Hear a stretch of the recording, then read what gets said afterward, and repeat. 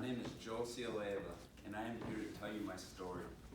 However, before I get started, I would like to thank the Minnesota Brain Injury Alliance for letting me be here today with you all. It is the only statewide nonprofit that is dedicated to helping people like us navigate life after a brain injury. In Minnesota, falls are the leading causes of brain injuries, and approximately 1 in 4 adults with a traumatic brain injury are unable to return to work 1 year after their injury. Lastly, more children from the ages of 5 to 14 go to the emergency department with injuries related to biking than by playing any other sport. Therefore, as you may see, brain injuries have also always been a very serious thing to be aware of, especially now with the increased awareness in the news surrounding sports. Americans are 5 times more likely to sustain a TBI than multiple sclerosis, a spinal cord injury, and HIV/AIDS and breast cancer combined. Therefore, prevention is the only cure for brain injury. Nevertheless, I am living proof that hard work, a good support system, determination, and faith can work miracles. When I was young, I lived for hockey. I led my A-BAM hockey team in scoring and was working hard to try out for Red Wing High School varsity team in the coming year. Each practice and game, I used to look up at the rafters at Prairie Island Arena, where the Red Wing greats such as Johnny Pohl and Reed Cashman had their jerseys retired. They were 2 of my childhood heroes, and I dreamed of having my jersey retired and enjoying theirs. However, in June of 2005, when I was 15 years old, my life changed forever. I was with 2 of my friends at a hockey practice in the cities. We were all very excited because it had been a nice summer day and the school year just finished 4 days ago. I just finished freshman year and the other boys finished their sophomore year. On the way home, their boy who recently turned 16 was our driver.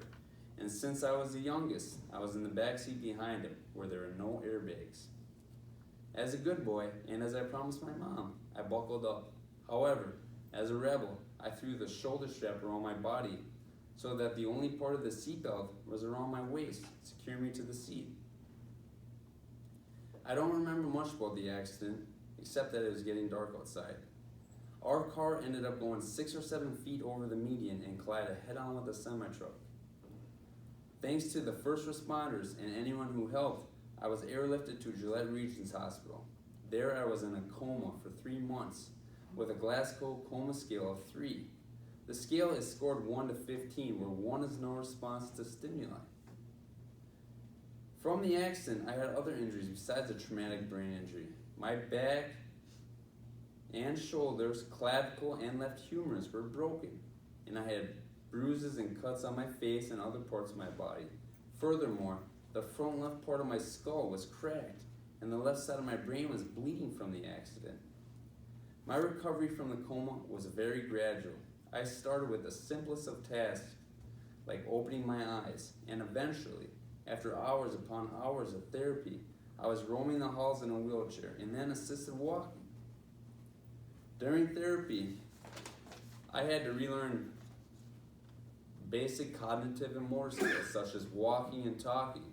My therapy sessions were about 5 hours every day in the hospital. They consisted of occupational, speech, psychology, and physical therapy. I was determined to get better. A typical day would be speech therapy for an hour at 9 a.m., occupational therapy for 30 minutes at 12:30, speech therapy for another hour right after that, and then psychology for 90 minutes right after at 2 p.m. I went through months of rehab, and I cannot thank my friends and family who supported and prayed for me. They let me understand the meaning of unconditional love. In addition, the healthcare professionals were top-notch and were with me every step of the way. My support group gave me the motivation I needed to get through my darkest hours. I am thankful for them every day of my life, and now my perspective on life has changed too. Good health, family, and friends are now things I hold to the highest value. The following school year, I returned to school, but it was difficult. Every aspect of my life changed. I had to relearn how to read, improve my motor skills, including left side neglect, and understand social situations such as when is it appropriate to laugh, talk, or even when and how to express my anger. In addition, my childhood friends started to fade away. They didn't know how to act around me, and so they went on with their lives. They didn't visit me as often at my home, invite me to parties, or call me. At the time, it was very difficult because I did not understand why this was happening.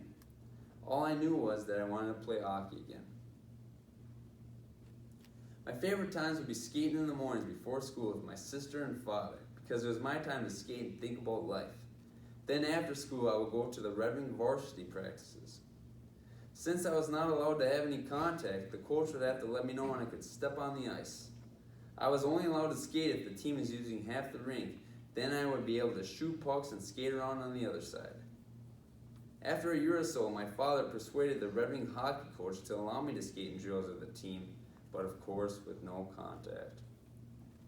During games, I would be suited up on the bench, cheering on my teammates.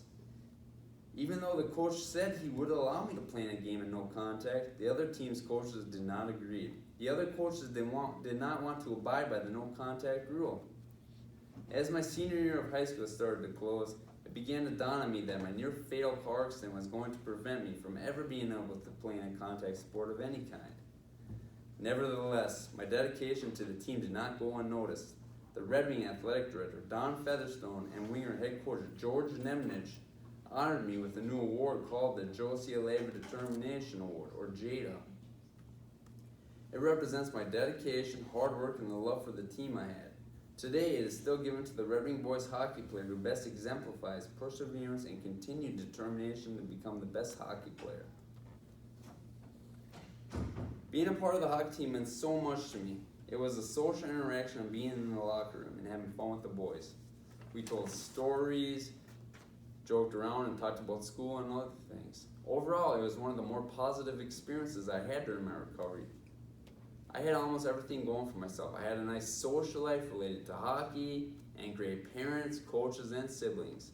I even found good personal values through school and my health, which led me to view life in a clean-cut manner.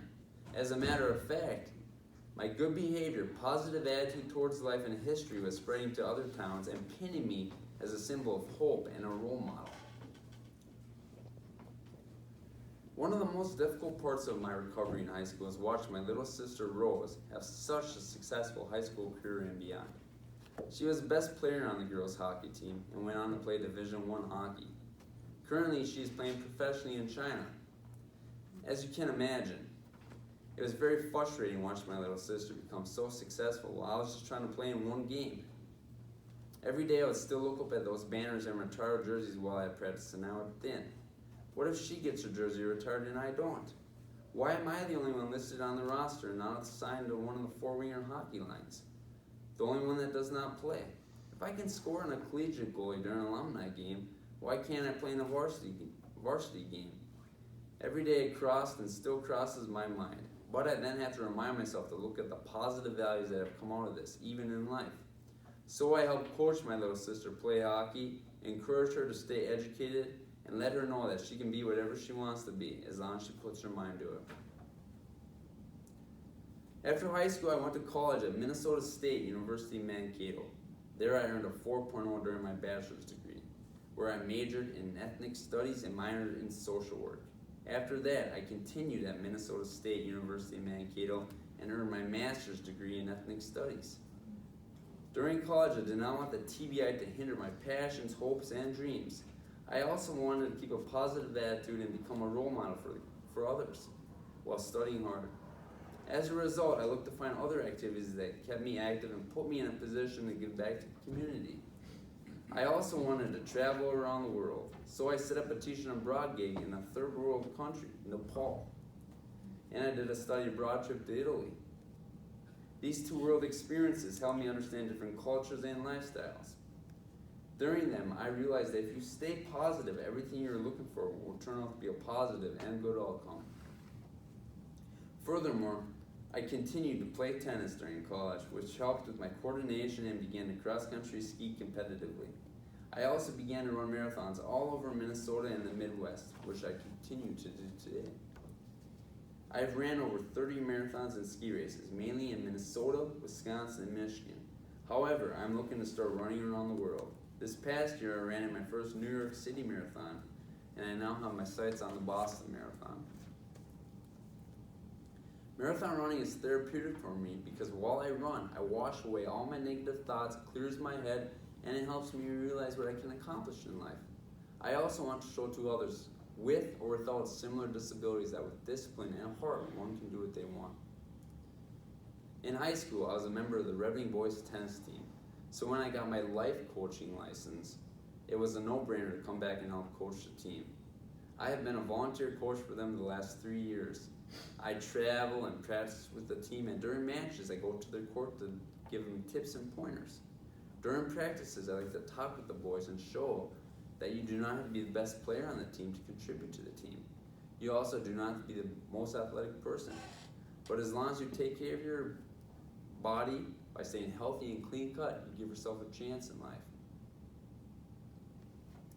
After having such a great experience with the tennis team, I started to volunteer coach the cross country team, and will be starting to coach the football team. Whether if it is running with the cross country team and showing them we all can push through our hard times and keep trying, or keep encouraging them by being there, I hope I'm a positive influence on them. One spring, I worked with the local YMCA to organize a kids run called the Josie Alleva Kids Fun Run. It really meant a lot to me because exercise has helped me so much, and I believe it makes everyone aware of the benefits exercise has when we grow older. Today, kids are often playing video games and being less active, so I felt this was a good way to give back to the community and get kids active. Putting on the race also made me feel better about being a positive role model for the kids in town, and this is something I've always wanted to do. And this picture right here shows not only did I go to it, but I also would run, put the shirt on and run with the adolescents and motivate them and let them know they can do it. It's fun. This is all fun. And then from there on out, these pictures here show my lowest income. This is when I was on the 3rd floor of Gillette. This is my father on the left here, Bob Alleva, and his best friend, Henry Wisniewski. These two men motivated me. I wanted to sleep. I always wanted to go to bed, but they would make me get up, go out and walk. And they told me how much good and how much life has to offer to me. Stay positive. And after, with the motivational thoughts and inspiration they told me about, I took that sledgehammer, that wheelchair I was sitting in the hospital every day. I smashed the daylights out of it because that's how well I was doing, and I knew how well I can do and will do throughout life. So these pictures tell me that. Then when I was in high school too, when I kept striving for perfection. They saw that, the team saw that. Then they gave me this award, the Josie Alleva Determination Award. They saw that I was there, I was contributing, and I was doing my best. And this is something that motivates me, and I don't stop. Every day I wake up with the biggest smile on my face and tell myself, it's not over. We're human beings, and I'm gonna keep going. Another way, though, to keep positive and give back was to become a substitute teacher at Reading schools. It is a very nice feeling to help people, especially when I help them come to the right answers during school, because education is very important.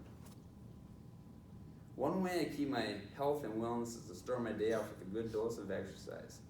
I wake up at 4:30 a.m. to work out at the YMCA every Monday through Friday as a part of the 4:30 Club. This club was an unknown but known club to only those who are in it.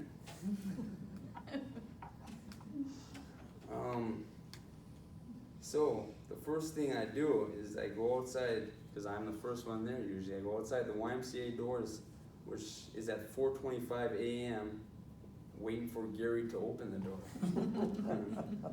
Then not long after, 4 or 5 cars always pull into the regular parking spots. Being a member of this Ad and Hope group, which have opened the YMCA at 4:30 for years with such consistency that if someone is missing, we all ask each other why. After working on in the mornings, I usually go straight to work as a substitute teacher.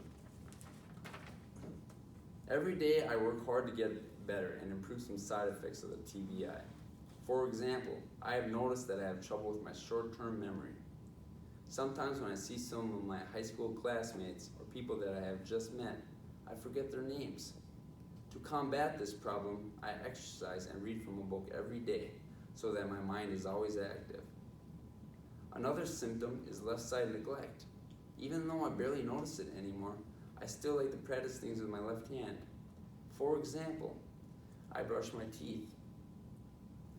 I like to do finger touches. And I like to play Pac-Man with my left hand every day. I hope you all have enjoyed my talk today. I wanted to share my story because no matter what life throws at you, you can achieve great things. People cannot learn these tools of life in school, but they have to live them. A friend of mine, who was the captain of the hockey team, said, "We all take it for granted that we can play hockey every day. At least I know I do." Because of this, doubt and frustration consistently threaten my cheery exterior. For example, what if my sister has her dreams come true and I am stuck trying to work through my left side neglect and memory loss? I cannot allow myself to think like that, otherwise I will not be able to live my life to the fullest. I have accepted the fact that my life has changed, and I have learned to adapt. People with TBIs can have a life after their injury. I am living proof of this. Stay determined, have a positive outlook, find things you're passionate about, and have hope. Thank you.